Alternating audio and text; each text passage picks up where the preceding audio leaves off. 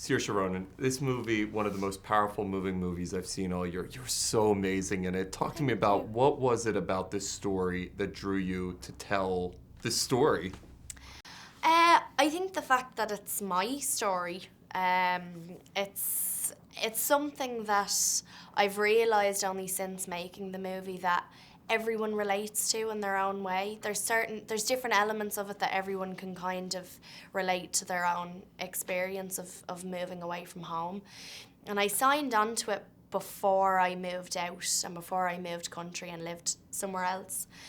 And then by the time we actually made the film, I had gone through all of that. I had gone through the homesickness and the grief and the kind of realisation that you'll never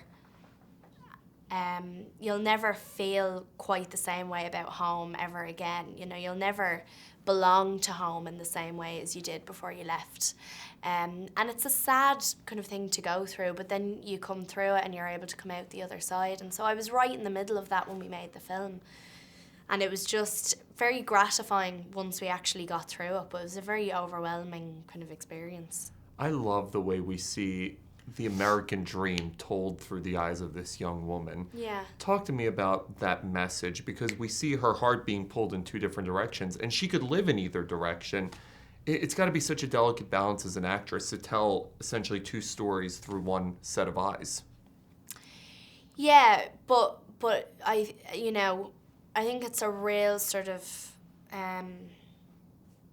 human experience to be pulled in two different directions, whether it's with relationships or work or where you want to live or, you know, responsibilities to family members or whatever it is. We've all experienced that kind of being stuck in the middle and not knowing which way to go, you know.